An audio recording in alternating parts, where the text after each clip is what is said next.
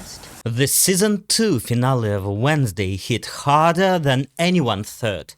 It wasn't just what happened, it was how it landed.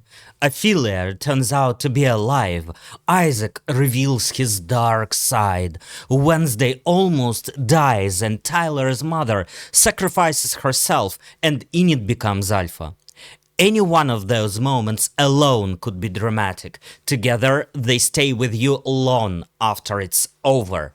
At first glance, it feels like a gothic fairy tale. Monsters, secrets, all that dark atmosphere. But underneath, it's about stuff we all know too well. The fear of losing the people you cannot picture your life without. Family secrets that stay hidden for years, and that painful part of growing up when you realize strength always costs you something personal. In this video, I'm going to walk through the finale step by step, how it works emotionally, what it's saying, and why those moments of choice hit so hard. We'll talk about Ophelia and Hester, about Tyler and his mother, about Enid finally opening up. And we'll see how these stories echo fears and hopes we recognize.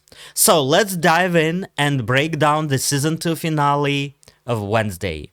And if you are into deep dives like this, make sure you hit like and subscribe, that way you won't miss the next breakdown. Imagine your life looks perfect from the outside, but in the basement there is a secret no one wants to face. In season 2 of Wednesday, we discover a shocking truth.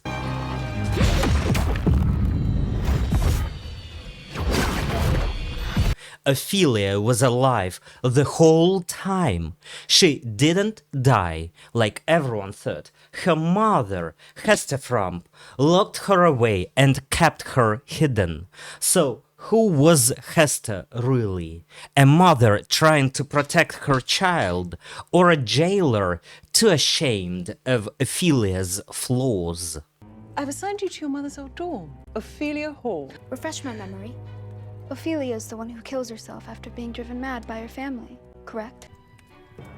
While I'm doing that, please do support me with your like, maybe a comment. I try to do my best, so any of your support, help, encouragement would be greatly appreciated. From the very first episode, Ophelia is shown as the tragic one, broken by her family's darkness. But now we see the truth. She didn't just disappear, she was hidden away in the family's basement. Freud helps us understand this. In psychoanalysis, the basement often stands for the unconscious, the place where we put everything we don't want to face. Families hide their shame, their guilt and pain there.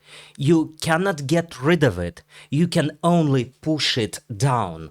But what's pushed down always comes back, often in frightening ways. And that's why the bloody message, Wednesday must die, is not random. It's the return of what was buried. Even Morticia, who usually accepts darkness without fear, admits she tried to save her sister. But Hester refused, choosing to stay silent instead of facing the truth. That her problems weren't mental, they were psychic. But my appeals fell on deaf ears. Grandmama was always better at burying things than fixing them. This part is important. Hester didn't want to face her daughter's pain. She buried it, just like she buried Ophelia. And here we see the Adams paradox. They can laugh at death, but they cannot handle shame, like all narcissistic personalities. The French psychoanalyst André Green called this the dead mother.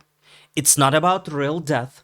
The child is alive, but the mother pulls away, cuts them off, makes them invisible. For the child, it feels like being erased. Hester didn't kill Ophelia's body, but she killed her place in the family. She froze her life. That's why Ophelia became a living ghost, alive on the outside, but dead inside. For Wednesday, this truth is terrifying. Deep down, she fears the same fate, that one day her own mother might turn away from her as Hester turned away from Ophelia. I'm not your sister. No, you're my daughter. And I won't fail you the way that my mother failed Ophelia. It goes beyond guilt. What we see here is fear that gets passed down. When one child is erased, every other child feels the shadow of that loss. In psychoanalysis, this is often called a generational curse. The trauma of one family member turns into fear in the next, and many families work this way. Silence around abuse, illness, or betrayal never makes it disappear. Children still sense it, even if no one says a word. Morticia finally grows tired of carrying this silence. She chooses to tell Wednesday the truth. She gives her not only Ophelia's diary, but also the heavy weight of the family's secret. I would like you to have something. Aunt Ophelia's journal. Yes, harboring secrets can have deadly consequences. Every family has dark chapters, Wednesday, including ours. In psychoanalysis, this is the moment of transmission. Trauma that is not spoken gets passed on unconsciously. Parents hand it down like a poisoned gift. By giving Wednesday the diary, Morticia is passing not just memories, but the wound itself. And Wednesday herself understands the weight. She says it clearly. Secrets don't go away. They stay, they rot, they poison everything. Secrets are the bedrock of the Addams family, toxic and festering just below the surface. Here, the show links straight to Freud. A family secret works like the unconscious, hidden but still shaping everything in the present. You can try to cover it or laugh it off, but it keeps working from the shadow. In the end, Ophelia breaks through. She leaves her bloody message. She isn't only a victim anymore. She is the return of what was pushed down. And who knows, now she might be extremely dangerous. Ophelia. Ophelia is the secret locked in the basement. Hester is the dead mother who made her daughter invisible while she was still alive. And in psychoanalysis, what gets pushed down always returns, remember, not gently, but with force. That's what Ophelia becomes, the ghost of the family, a reminder that silence never really protects anyone. For Wednesday, this isn't only family history, it's a mirror. If she stops fighting, if she lets others decide who she is, she could always also turn into a ghost in her own story. Her sarcasm, her rebellion, her constant writing, these are not just habits, they are survival. They are her way of saying, I will not be hidden. Ophelia's bloody message is terrifying, but it's also a warning. Families built on secrets always face what they tried to bury. In the end, the Addams story is not only gothic fantasy, it's a truth about all families. Every family has a basement. Every family has a ghost they would rather forget. And the real question is not about whether Wednesday will survive her family's secret. The question is, what about us? What secrets are in our basements, and what will happen when they come back?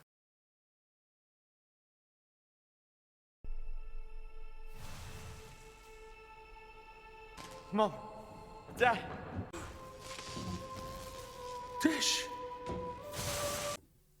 For me, this is the most terrifying moment in the whole series.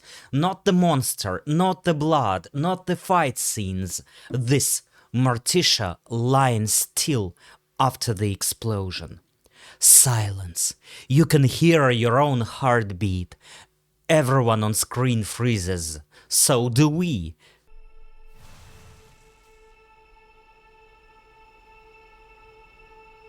And for a second you think, that's it. The prophecy came true. One of the Addams family will die. And it's her.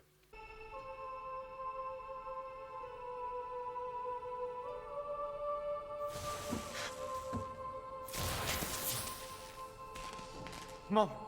The one person you never imagined could disappear. By the way, if you haven't subscribed yet, please do it. I talk about the unconscious in a way that actually makes life a little easier. So that scene hit me personally. I felt my stomach drop. Because Morticia is the center of that world. If she dies, everything collapses. Even Wednesday knows it. You can see it on her face. The moment she realizes without her mother she is not as strong as she pretends to be, that's the first crack in Wednesday's armor. Well, one day I won't be here anymore, and you can recklessly live your life as you see fit. Remember this line from earlier in the season? At first, it sounded like something mothers say when they want you to behave, but now it feels real. It's not a warning, it's a fact, and Wednesday gets it. The cold sarcasm, the rebellion, all of that just melts. She finally sees her mother as someone she could lose. I did grovel. My appeals fell on deaf ears. Grandmama was always better at burying things than fixing them.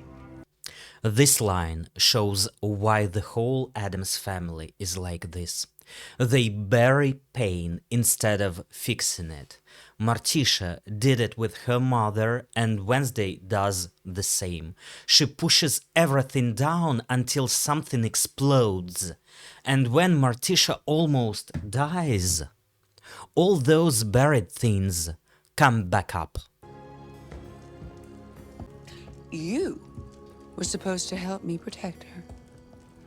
Most of all from herself. This is what it means to be a mother.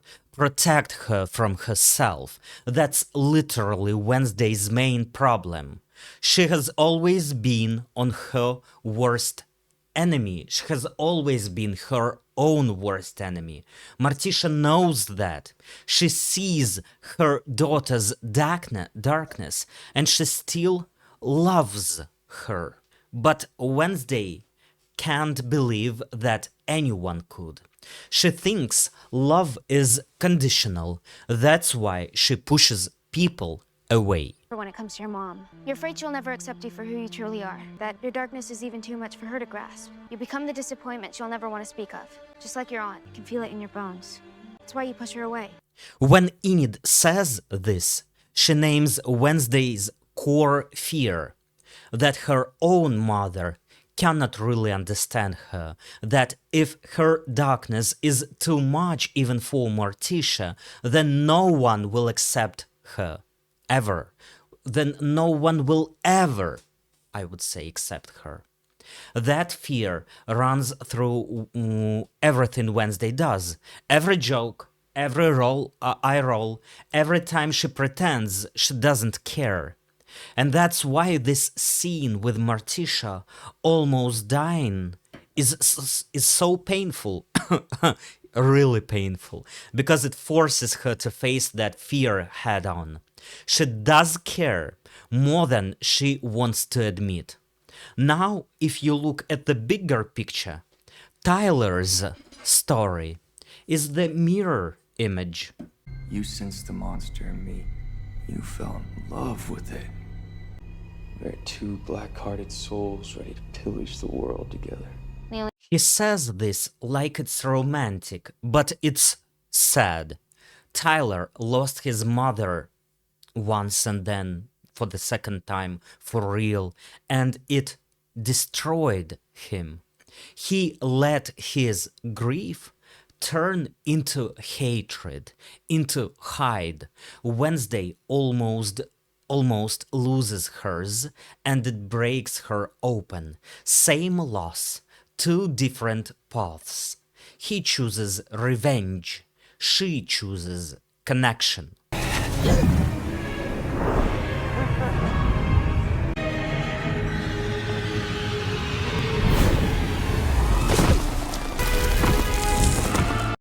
And then comes the burial side. Honestly, it's one of the most disturbing in the series. She's alive, but trapped. No light, no air, no way out. That feeling of total helplessness. That's what trauma looks like. And right there, you see Tyler again. He could help. He doesn't. He just stands there. Muscle twitches, nothing more. That's his whole character in one gesture. And Wednesday sees it. She sees what happens when someone lets the darkness win.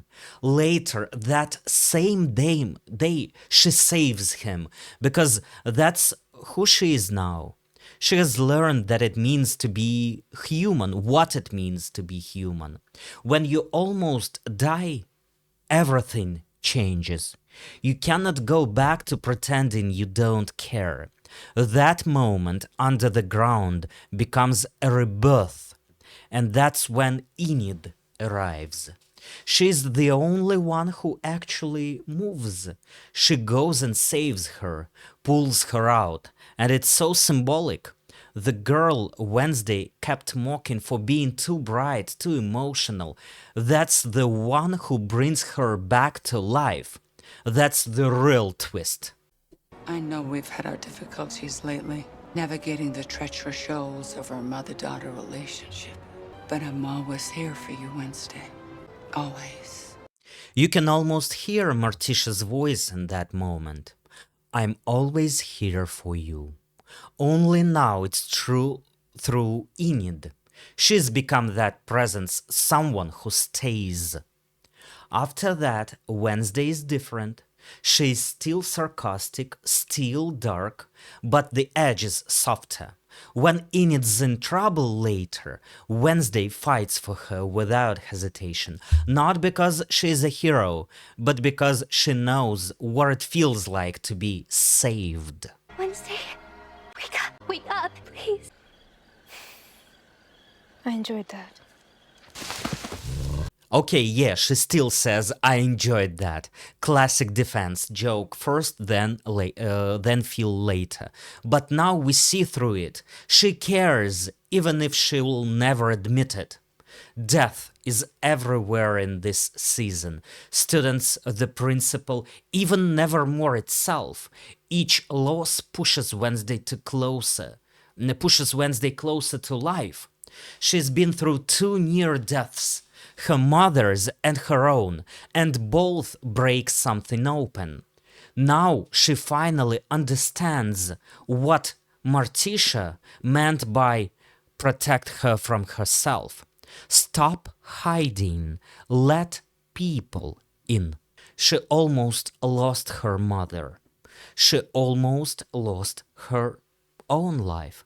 And in between those moments, she found what might save her: connection. the thing she feared most. Watching that, I kept thinking, this is the moment she should fall apart. But she doesn't. She chooses to feel instead. That's the real transformation. If you've ever pushed people away just to feel safe, you get it. This story isn't just about Wednesday. It's about anyone who's tired of pretending not to care. And after all that betrayal, fear, the grave, she still doesn't kill Tyler. Anyone else would. Why didn't she? What stopped her? Why didn't Wednesday kill Tyler? This is the question that haunted every fan. Why did Wednesday, the queen of death and darkness, refuse the perfect chance to kill her greatest enemy, Tyler? At the end of season 2, she has him under her control, but lets him go. Why did she show mercy when logic demanded she strike? Let's start with the facts. Wednesday had more than enough reasons to send Tyler to his grave. First, he's a Hyde and a serial killer. He coldly butchered 6 people and collected their body parts for a ritual.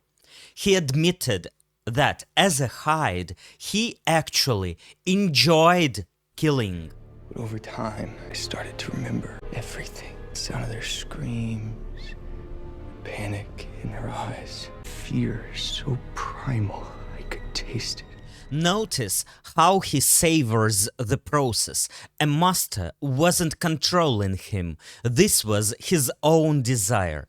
Second, he betrayed Wednesday. Tyler used their growing feelings to manipulate Wednesday and frame Xavier. Of course, the first boy I kissed would turn out to be a psychotic, serial-killing monster. I guess I have a type. For a schizoid personality like Wednesday, this is not just betrayal. It's a risk that could have destroyed her from the inside. Third, in the finale, Tyler kidnapped her brother Puxley for sacrifice. Before he buried Wednesday alive and never lifted a finger to save her. From a rational point of view, killing Tyler would have been justice, self-defense, and maybe even a merciful service to the world. And yet, she didn't do so. Why? To understand Wednesday's choice, we need to see this moment through Tyler's eyes. Tyler expected Wednesday to kill him. He even asked her for it. He lives in the paranoid schizoid position according to Melanie Klein. This is a mental state where the psyche cannot tolerate ambivalence, love and hate at the same time, good and bad at the same time. The world splits into absolute good and absolute evil.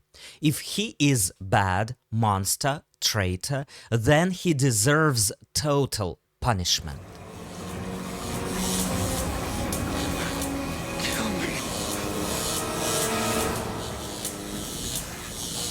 He doesn't believe forgiveness or acceptance is possible after what he has done. His inner world knows nothing about concepts like forgiveness or reparation. That's why when Wednesday frees him, he is truly shocked. She broke his black and white view of the world. So why did Wednesday show this impulsive mercy? Wednesday has a schizoid personality, according to Nancy McWilliams, psychoanalytic diagnostics guru. For Wednesday, intimacy is scary. It feels like danger, being swallowed up or getting hurt. But when she frees Tyler, she makes an emotional choice. It's like jumping into the unknown. First, she admits she has feelings for him, and she accepts the risk that comes with it. Freeing Tyler is her way of accepting ambivalence. She admits that monster and human live in the same body, and her feelings for the human are stronger than her desire to punish the monster.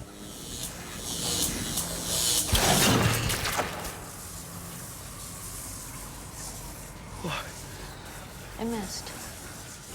It's short but powerful moment.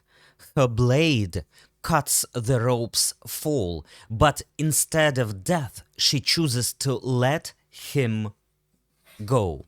From a psychoanalytic perspective, this is one of Wednesday's healthiest choices. Instead of feeding his black or white split by killing the bad part, this one, she shows she can accept him as a whole in his split between red or white, between black or white. She shows she can accept him as a whole. It's not just mercy, it's a kind of healing love, the one that he was unable to get from Francoise, the one that Francoise was not able to provide for Tyler.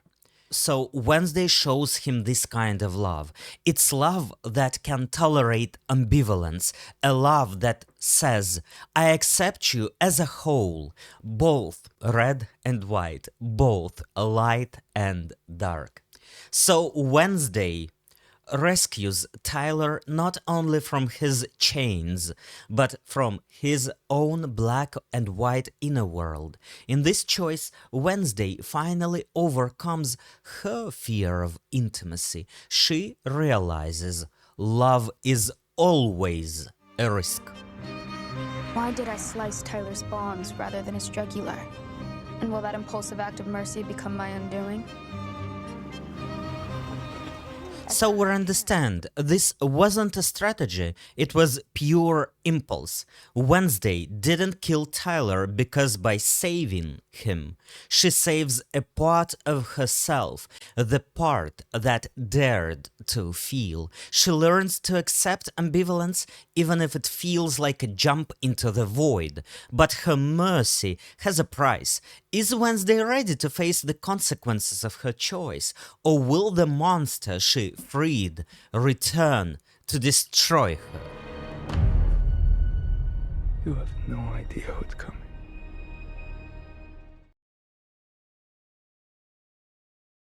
Why does Tyler stay trapped in hate and revenge, even when he has a chance to change? The answer lies in the story of his mother, Françoise Galpin. We know Tyler grew up without a mother. In season 1, his therapist, Dr. Kinbot, already noticed this. It's like I'm talking to a different person.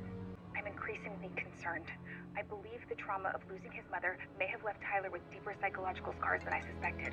The loss of Françoise was not just a personal tragedy, it became the psychic wound around which his whole identity was built. In psychoanalytic terms, such a loss can freeze the child in what Melanie Klein called the paranoid schizoid position or stage. At this stage, the mother is experienced in extremes, either the all-good, nurturing figure or the all-bad persecutor.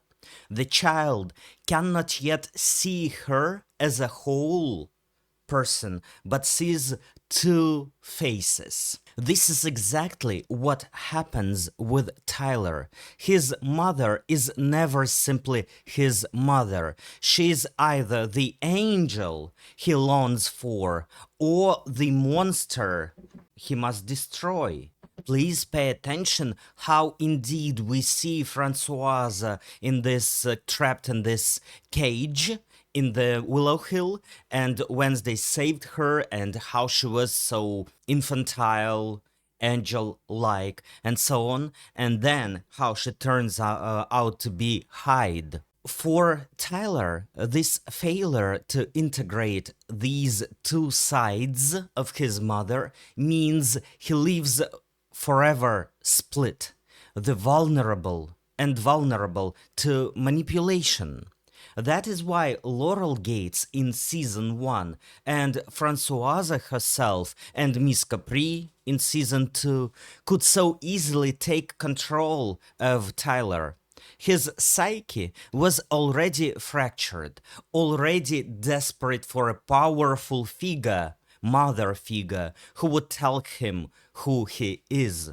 Françoise, being a Hyde herself, carried the same curse. Like all Hydes, she could be unlocked by a master. When Tyler returns to her in season 2, their reunion is not tender, it's twisted.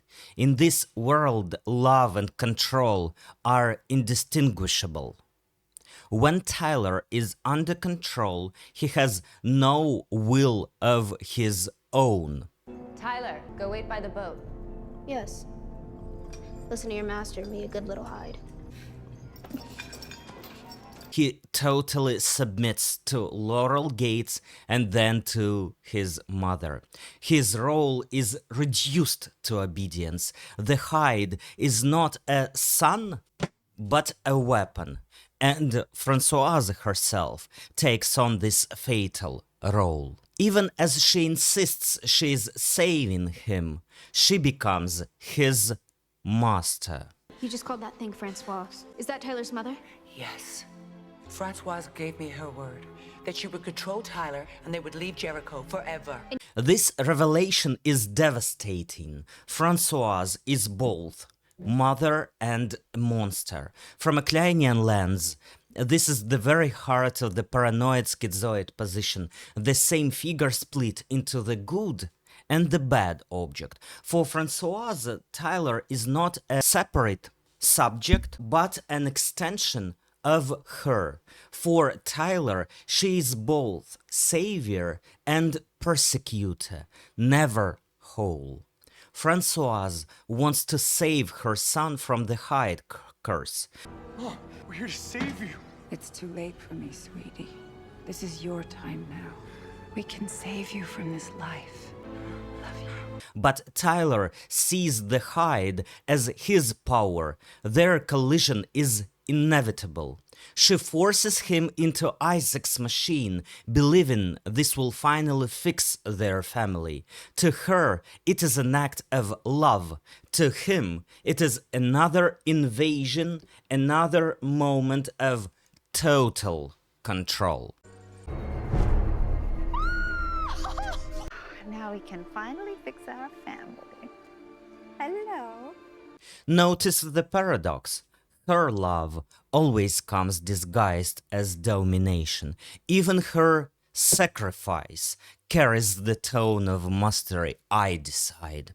This is the tragic ambivalence of the mother in the paranoid schizoid position. She nourishes and destroys in the same breath. In the end, Françoise gives her life to free Tyler from the Hyde curse. It is the climax of their toxic bond, love entwined with death. But did she ask Tyler? No. For Tyler, this only confirms what he has already unconsciously believed. That to be loved, you must pay with suffering, with loss, with blood. Tyler and his mother are now reunited. Will Françoise keep her word and go quietly into the night? Or is she set on a darker purpose? Her death becomes the final payment for love. And this is why Wednesday's choice is revolutionary. When she spares Tyler in the last chapter, she breaks the script. She refuses to be the punishing mother. She shows him something he has never known: mercy. That is why he's stunned. In his world, love has always meant control, and justice has always meant punishment. But Tyler cannot hold onto that mercy. The curse of his family is stronger. His whole psychic structure is built on the paranoid schizoid split. Mother as savior and monster. Love as power and destruction. Maybe that's the reason he left with Miss Capri. And this curse did not end with Francoise. It began with her brother, the man who built the machine that defined their fate. For Isaac, love was never about empathy. It was about calculation. To understand Tyler's tragedy, we now have to step into Isaac's world, a world that where even love is engineered and not felt. What happens when the wish to protect someone blinds you to all morality? Season 2 of Wednesday ends with a shocking twist. Isaac Knight, thought to be dead, is alive and still chasing his deadly plan. But his true horror is not the zombie body or the machine heart. It's the choice he made 30 years ago and again today. It can't be. Isaac Knight disappeared 30 years ago. Correction, Professor. I died 30 years ago. Never underestimate the power of science. The whole Isaac Knight story is like looking into the mind of someone ruled by cold logic. No warmth, no doubts. He used to be Gomez Adams' best friend, almost like family, but then he betrayed him without a second thought. Morticia explains that Isaac lured Gomez to tower to feed him to the machine. And it wasn't about revenge or ambition, it was something simpler and scarier. Saving his sister, Francoise, Tyler's mother, from the Hyde curse, so she wouldn't have to live in fear of losing herself again. I can finally keep that promise I made you to free you from this horrible curse. Every transformation has a human cost until it finally steals your life. Isaac's choice, picking his sister over his best friend, lands like something out of the Bible. And what makes it so disturbing is how calm he is about it. No guilt, no hesitation, he runs on cold logic, like people are just numbers in an equation. Even the heart he built for himself is described as kind of calculator. You can see that same cold logic with Puxley. Wednesday's little brother is already tied up, and Isaac just looks at him and says, "Save your strength for the sacrifice." Get ready. We're about to fry your battery. From a psychoanalytic view, Isaac never reached what Melanie Klein called the depressive position. That's the point where a person can face loss, accept that people you love are not perfect, and that one day they will leave or die. Isaac couldn't do that. His mind was too fragile, his ego is too fragile. For him, his sister Francoise was like the mother figure he needed as a child.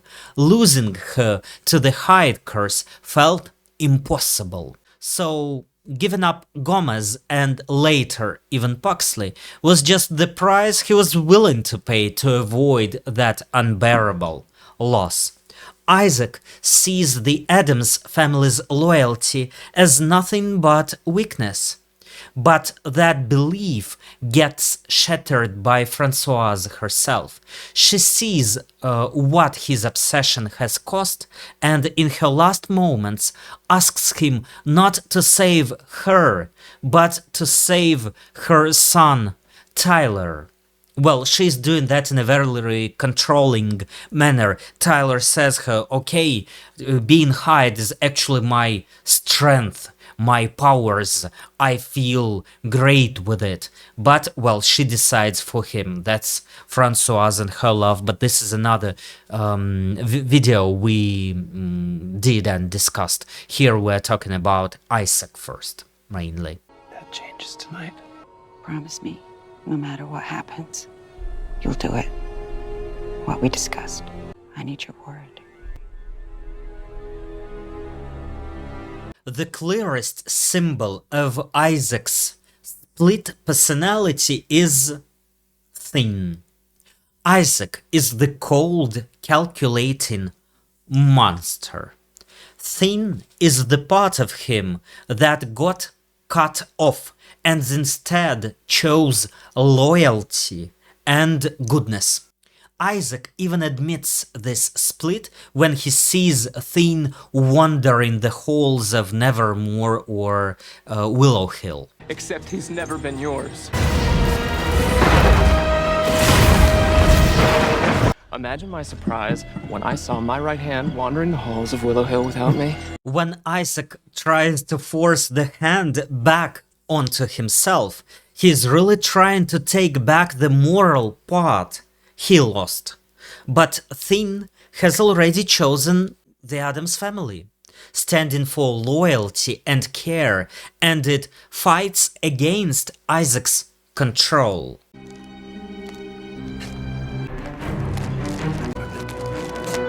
What is happening? At the climax in the tower, Thin makes the final move. The part of Isaac that still stood for morality, the part he tried to destroy, ends up defeating the cold machine. Thin literally tears out his mechanical heart. And Isaac dies. Okay.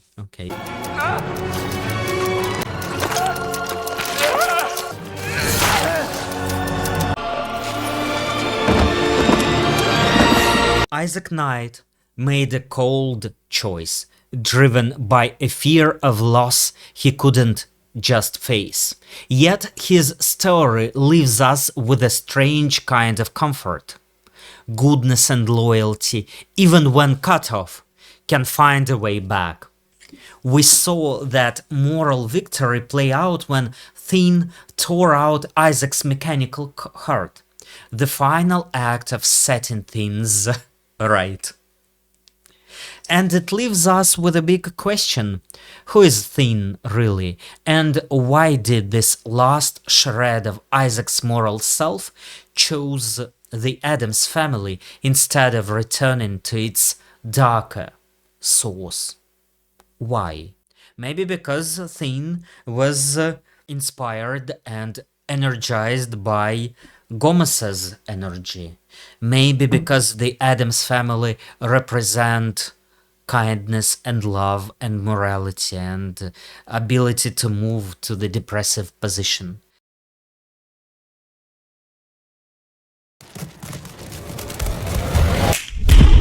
What if the most important character in the whole show is just a hand? Thin looks funny, he's quirky, he's the perfect silent sidekick. But in Psychoanalysis, he's much more. Holy shit! Okay, I'm taking orders from a hand. This isn't weird at all. Thin is not just comic relief or a tool for Wednesday. He carries one of the deepest ideas from object relations theory, the split object. What does it mean? Imagine your mind cannot handle it when someone you love is both good and bad at the same time. Let's say like this. So it splits them into, in your head they are either all good or all bad. That's what we call a split object.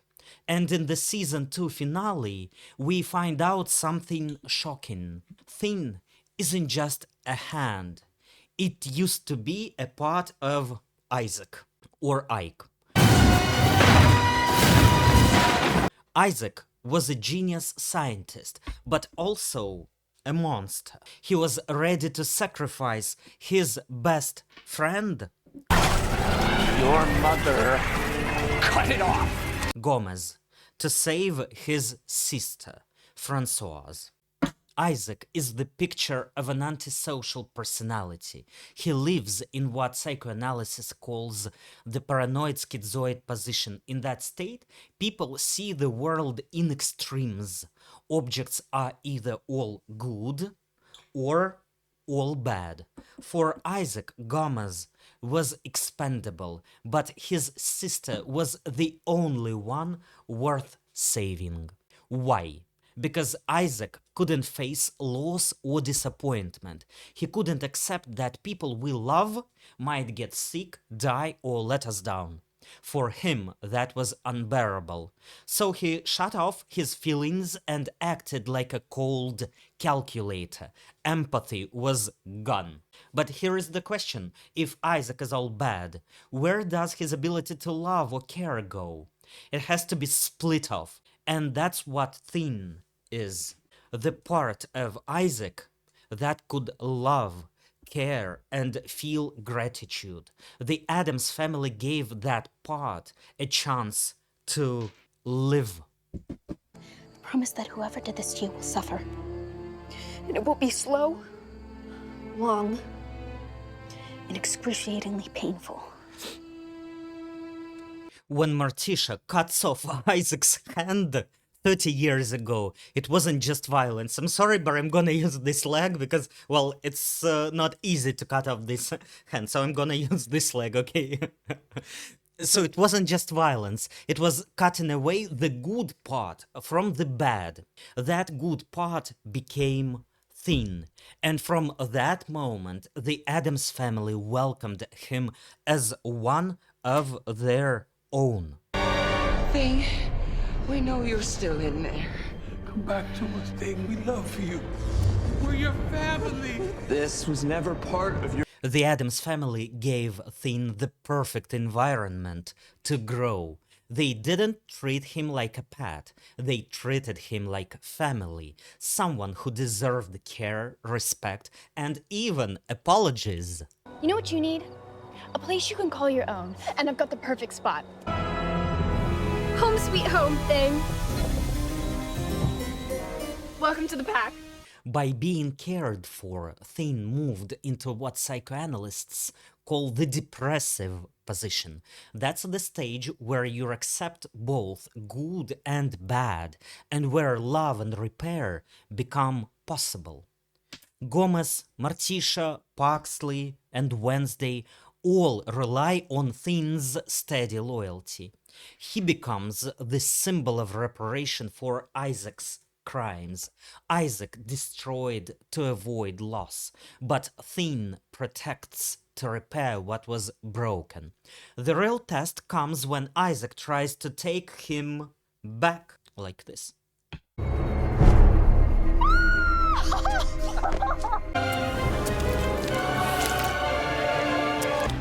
Now I am complete. But Thin resists. He chooses his adopted family over his dark origin. In a moment of true independence, Thin uses his knowledge of Isaac's mechanical heart to rip it out. This time, Isaac is gone for good. Time's up. This is the final act of moral choice, the good part. Split off long ago destroys the cold, destructive ego it came from. Thin's story is a psychoanalytic victory. The part out of the self that was once cut away returns to save the whole. Thin shows us that loyalty is the most powerful force of all. It's stronger than fear, stronger than cold calculation. You can try to bury your ability to love, but it will find a way back. Sometimes it even saves your whole family. Thin story shows us how even the smallest, most unlikely part can hold the greatest power, the power of loyalty and care. But in the finale, that theme of sacrifice and transformation passes to someone else. One of the most emotional arcs belongs not to Wednesday and not to Thin, but to her roommate and best friend. You are my pack, Wednesday. Next, we will turn to Enid and the moment she finally becomes an alpha. You are my pack, Wednesday. Enid Sinclair. At first glance, she looks like comic relief. Bright sweaters, rainbow nails, hugs for everyone. It's so vivid. She is bubbly, she is light, she is the opposite of Wednesday Addams, the perfect sidekick, right? But if you look closer, her story is not light at all. It is one of the most tragic arcs of the entire series, 2 seasons.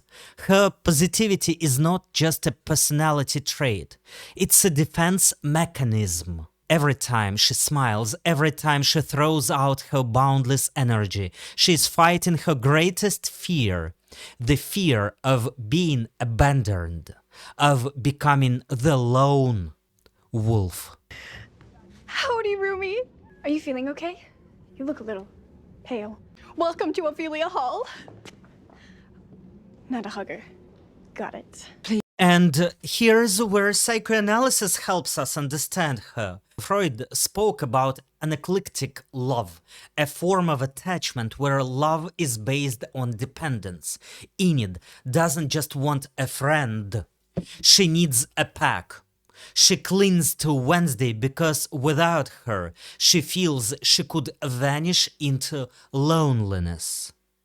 Why the sudden change of heart? Because we work. We shouldn't, but we do. It's like some sort of weird friendship anomaly. So this is not just kindness, this is survival. Other bloggers describe Enid as bubbly and naive, but psychoanalysis lets us go deeper. Her endless optimism, her hugs, her rainbow identity, they are not just quirks. They are defenses against the pain of conditional love. Because at home, her own mother told her, change who you are, or you don't belong. And that's terrible. I brought you a gift. These aren't just ordinary summer camps. These are camps for lycanthropy conversion. Don't you want a wolf out and finally be normal, honey? Conversion camp? Seriously? Is it a joke? But it is not a joke. It's trauma. The very foundation of Enid's fear of being unlovable. I do not love you as you are. And that's why her story matters. Enid is not like some comic relief. She's a tragic character. Across this video, we're going to trace her arc.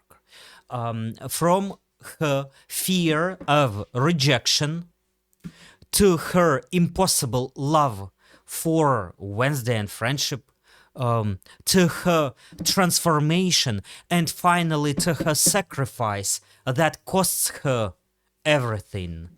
That's the arc we're going to explore and discuss deeply psychoanalytically. So please do subscribe for this channel. It matters a lot for me. Let's go on.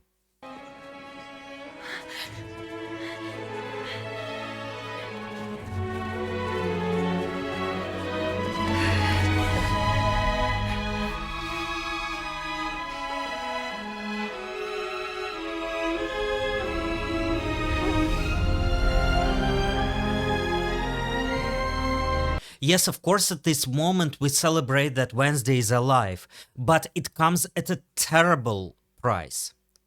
This is not just Enid's story, it's the story of what it means to love, to sacrifice, and to lose yourself in the process. Enid doesn't just like Wednesday. She doesn't just want a best friend. For her, Wednesday is survival. Psychoanalysis calls this analytic love. Love that is rooted in dependence. The baby depends on the mother for life. Later, the adult transfers that same desperate attachment onto someone else. And that's what we see with Enid. Without Wednesday, she is terrified. She'll be abandoned, forgotten, pushed out of the pack. You could grab a brush. Miss Thornhill's just ordered pizza. Want to take a stab at being social? I do like stabbing. The social part, not so much. Already here, Enid is cleaning. Every rejection makes her try harder. Other analysts, therapists, describe Enid as bubbly, bright, too positive. But think about it. Why would someone be too positive? Why? Because deep down they are afraid. If she hugs people, she assumes everyone must like it. If she smiles, then maybe no one will leave her. It's not just personality, it's strategy. A defense strategy against her greatest fear. Was I an annoying distraction? You definitely had some annoying habits. Such as? You giggle when you text, which is a 24/7 addiction. This isn't just comedy, it's pain covered by a rainbow. And this is why Wednesday, the Queen of Darkness, actually trusts her. Wednesday hates lies, hates manipulation. Everyone else around her hides something, but Enid, she wears her heart in one way or another on her sleeve. She's too transparent to be fake. For Wednesday, who's always scanning for betrayal, Enid becomes the safest person in the entire school. This isn't just comedy, it's pain covered by a rainbow. And this is why Wednesday, the Queen of Darkness, actually trusts her. Wednesday hates lies, hates manipulation.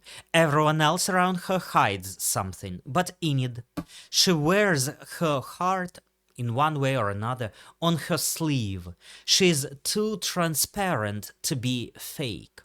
For Wednesday, who's always scanning for betrayal, Enid becomes the safest person in the entire school. Are you kidding me? I've learned so much from you. Most people spend their entire lives pretending to give 0 Fs, and you literally never had an F to give. So not just a friend, not just a roommate. For Enid, Wednesday is her lifeline. This is the essence of analytic love. I cannot survive without you. I need you to exist. And once you see it this way, Enid's every smile, every hug, every colorful outfit, they stop being funny. They start looking tragic. Enid's fear of being left behind didn't start at Nevermore. It started at home. Because what happens when your own family tells you you are not enough the way you are? I was undecided about whom to choose as her mother. And I decided maybe I'm gonna stick with Cruella. 7 weeks in the Balkan countryside, and she was howling at the moon in no time, as it should be. Don't you want a wolf out and finally be normal, honey? This isn't just strict parenting. It's rejection at the deepest level. In psychoanalysis, we call this a narcissistic injury. It's the wound you carry when people who are supposed to love you only on certain conditions. Enid's mother doesn't say, "I love you as you are." She says, "Change or you don't belong." And that message gets burned into her psyche. If I am myself, I am unlovable. That's why she's terrified of being the lone wolf. Because she already lived that rejection. At home, she wasn't the good daughter. She was the disappointment, the one who failed to transform, the one who had to smile even when her heart was breaking. Have you wolfed out yet? No, Well, that is a disappointment. that's me. Huge disappointment. Right here, you hear the desperation. She wants to be loved for herself, but she knows she isn't. So when she runs to Wednesday, it's not just about friendship. It's an escape from that conditional love. At Nevermore, she can be colorful, loud, messy, everything her family despises. But the wound doesn't go away. It sits inside her, whispering, "You're not enough. You'll always be too weak, too strange, too much." So, it's decided 6 weeks at Camp Howell. You'll need to pick which activities. No, I don't, because I'm not going. If I'm meant to wolf out, then I'm going to do it on my own timeline and not yours. This is Enid unmasked. No rainbow sweater can cover that pain. This is the root of her tragedy. Her family, her mother, couldn't love her as she was. I guess father could, but mother is important, the most important. So she built a mask of sunshine, hoping that someone, somewhere, would accept it. In Psychoanalysis, Melanie Klein described something called the depressive position. It's the moment when you finally learn to love someone not as all good or all bad, but as a whole person at the child development stage. Both sides at once, good and bad. And that's exactly the step Enid takes with Wednesday. At first, Enid tries to please her, smothering her with warmth, ignoring every rejection. But slowly, painfully, she realizes if she wants to truly love Wednesday, she has to accept her shadows too. I've tried really, really, really hard to be your friend. Always put myself out there, thought of your feelings too, because that's what friends do. And the fact that you don't know that says everything. And this is truly the turning point. Enid stops just the rainbow clown and admits she's hurt. And here is the crucial part: boundaries. At home, Enid was trained to be the disappointment, the one who has to adjust, smile, endure. With Wednesday, she slowly learns something radical. She can set limits. She can say, "I won't always take your coldness." She can draw a line. Tonight was just the icing on the birthday cake you couldn't even be bothered to cut. You will use anyone to get what you want, even if it means putting them in danger. We could have died tonight because of your stupid obsession. I think this is not weakness, this is growth. For the first time, Enid demands respect. And that's where her love for Wednesday becomes something deeper. Not a fantasy of being rescued, not just dependence, but a painful acceptance. Yes, you hurt me. Yes, you are difficult, but I still choose you. I still choose you.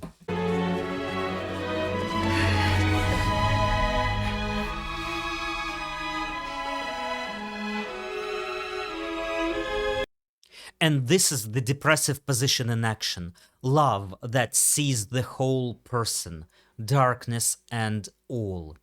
But here's the tragedy. Once you learn to love someone fully, you also risk losing yourself in them. And that's exactly what's waiting for Enid in her next chapter. Enid's whole arc builds towards one question: why cannot she transform? Why every other werewolf can embrace their nature? Is she stuck? From a psychoanalytic view, the answer is simple and painful. the inner critic. That voice she inherited from her mother, from her family, from every moment of rejection. It tells her, you are too weak, you are too much, you'll never be enough. Why aren't you wolfing out? Because I can't. That's all I got. I've been to the best lycanologist. Had to fly to Milwaukee, would you believe it? It looks funny, but underneath, it's shame. Other psychotherapists call this her doormat problem, the feeling she's always being stepped on. But psychoanalysis shows us why. If you believe deep down that you are unworthy, you'll always hold yourself back. Transformation is impossible if you don't believe you deserve it. You know, she says there's a chance I might never, What happens then? I become a lone wolf. This is self-condemnation hidden under a smile. And here comes the paradox. Her anxious, bubbling personality, always talking, always oversharing, is the very thing that eventually frees her. When she finally lets go, when she stops controlling, when she throws all her fear onto the table, she transforms.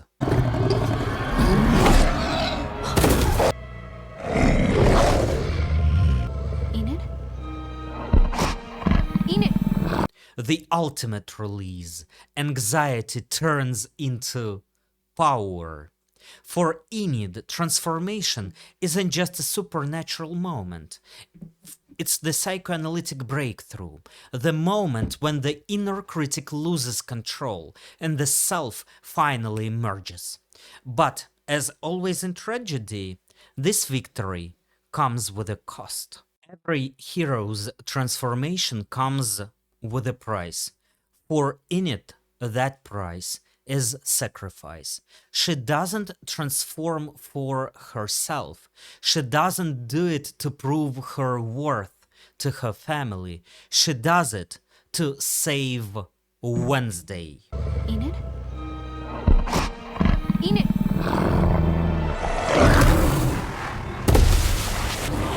I need to get back to the school! This is not triumph. This is desperation. And here we touch prophecy. Remember, Wednesday saw a vision of Enid's death. Many viewers thought it meant literal death, but look deeper.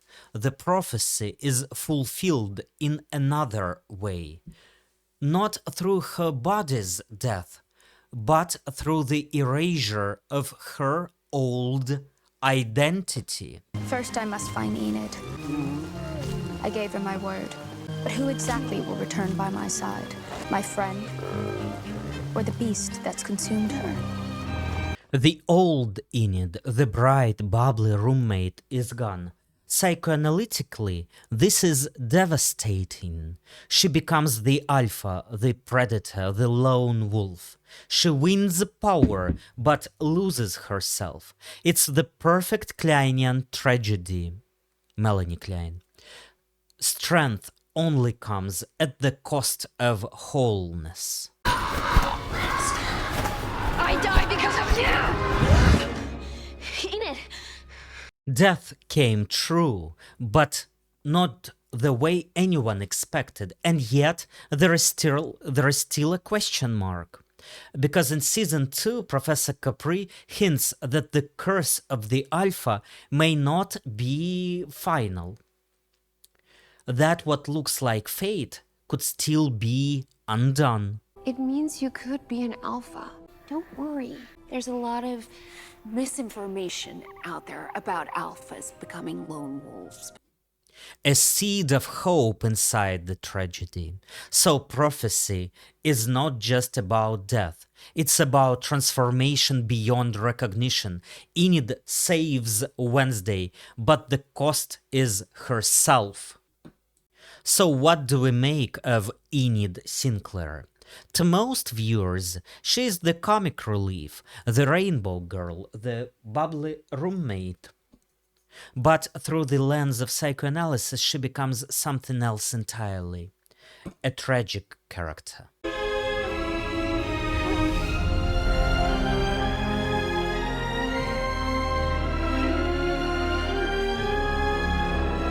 Fans celebrate this moment, but it's bittersweet because we know what she lost.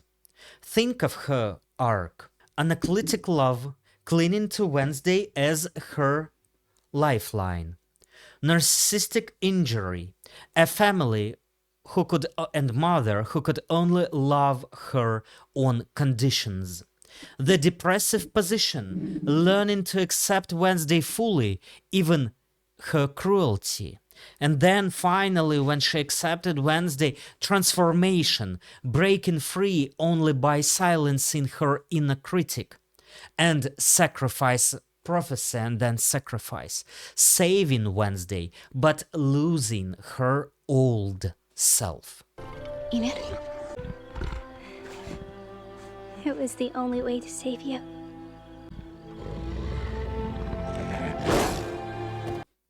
And this is not Enid we met. This is the price of love and loyalty. And this is what makes her story universal. Because behind the werewolves and prophecies, Enid's arc is about something all of us know. The pain of wanting to be loved for who we are. The fear that love will cost us our identity. The desperate hope that even if we give everything, we'll still be seen, accepted, and held. Enid?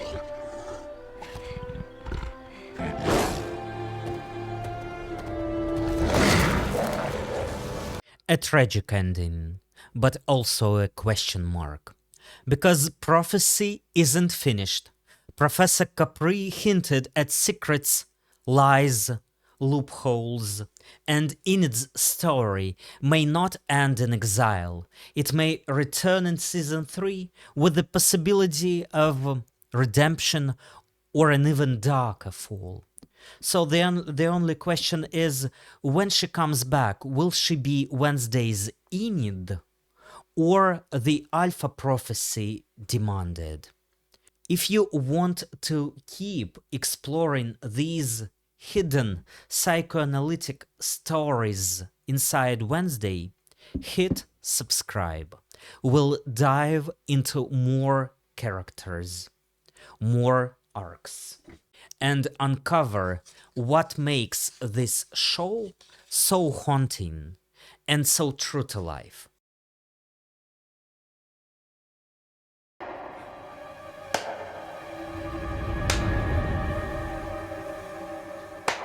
I want to talk about someone who, on the surface, might look like just another side character in the show.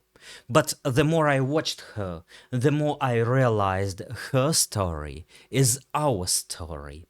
I feel more invisible than ever. Her name is Agnes DeMille. At first, I thought she was just awkward, clingy, a bit weird. But then one line hit me. One moment changed how I saw everything, and I want to unpack that with you, because if you've ever felt invisible, or like you have to shrink yourself so someone will love you, this is for you. We haven't been properly introduced.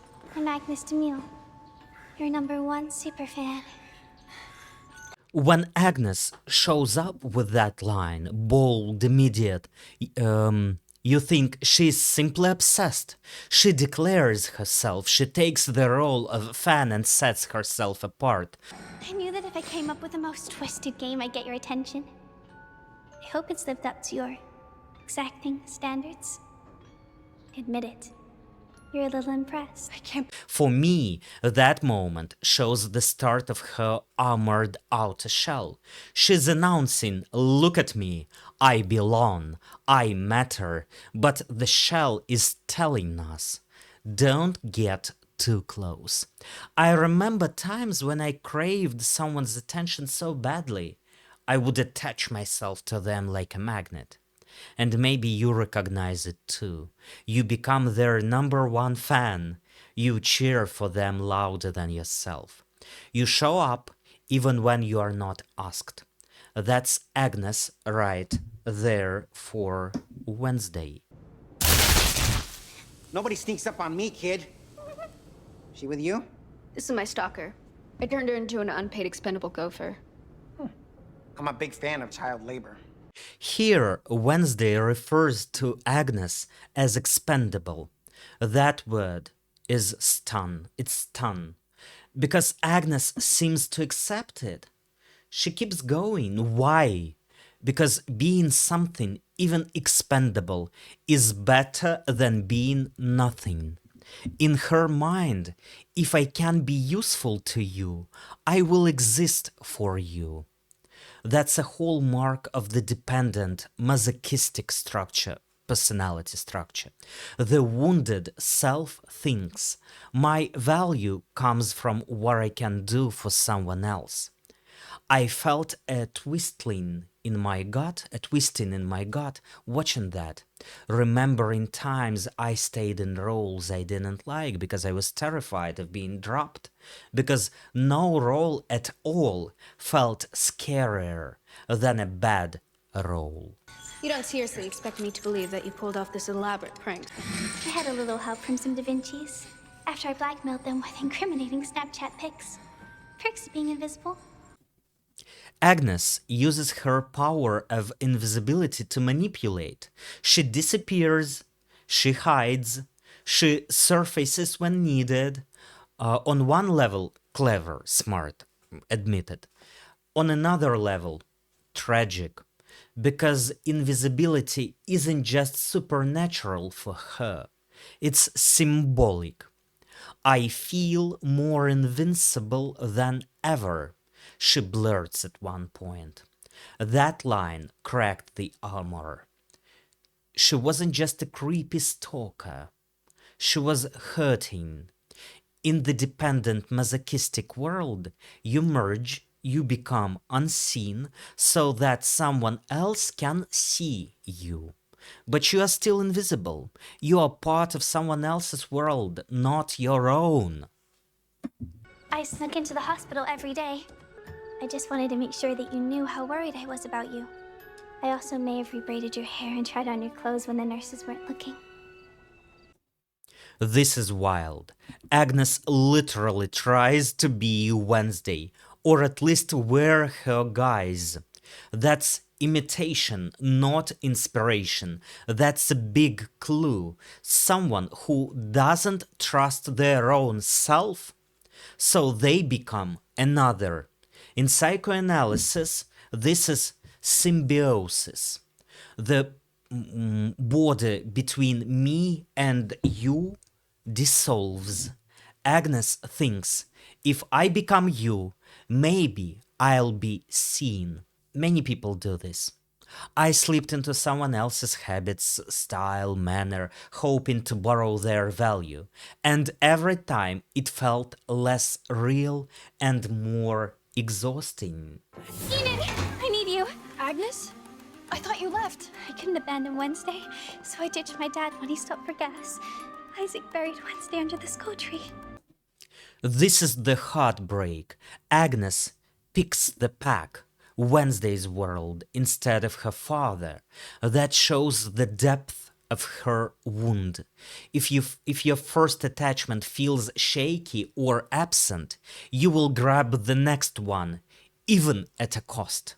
According to Nancy McWilliams, early wound leads to fear of abandonment, leads to repeated reenactments. That line is Agnes reenacting the wound. I didn't trust the stable figure, so I turned to the unstable version. Like, actually, anyone. And for us, maybe we've done the same.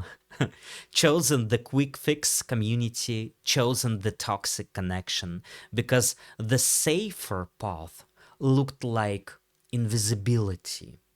and that's difficult to handle or tolerate. I feel more invisible than ever. If you're tired of being invisible, stop hiding in other people's personalities. Boom. That line is a turning point. Wednesday, without meaning to, gives Agnes a mirror. Not be me, but be you. This is the therapeutic turn for the masochistic or self-defeating personality. The realization, my world is not in being someone else's appendix. Maybe you remember the moment when you realized that you have spent years wearing masks, and it felt like peeling off old skin. Be your own psycho, Agnes. Trust me, you'll be good at it. That includes you, Agnes. I know you're still here. Finally, some originality. These two hit together like a promise. Wednesday acknowledges Agnes's uniqueness, finally. She didn't need to vanish. She needed to show up. For Agnes, moving from server fan to collaborator, from invisible sidekick to active self, that's massive. For the dependent masochistic personality, this is growth. Not please me, but value me. Not exist through you, but exist for me.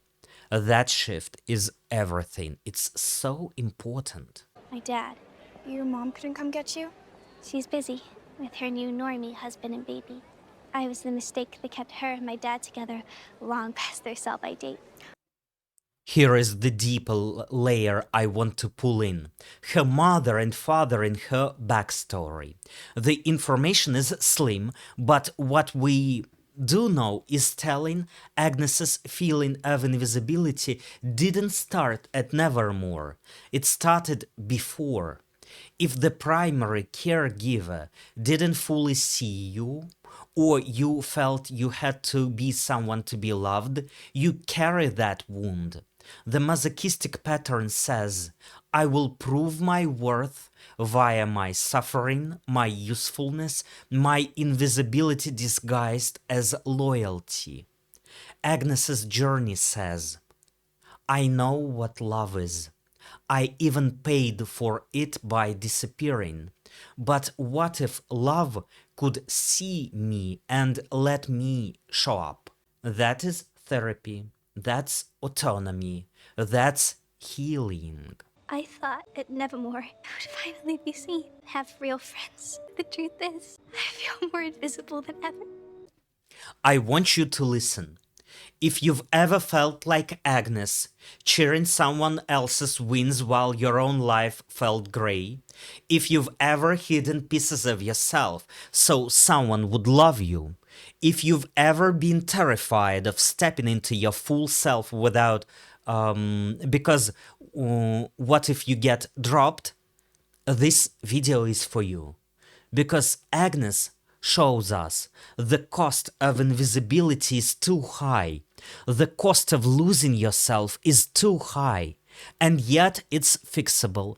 The moment you choose your visibility, the moment you say, it's me, I am me, you start reclaiming the story.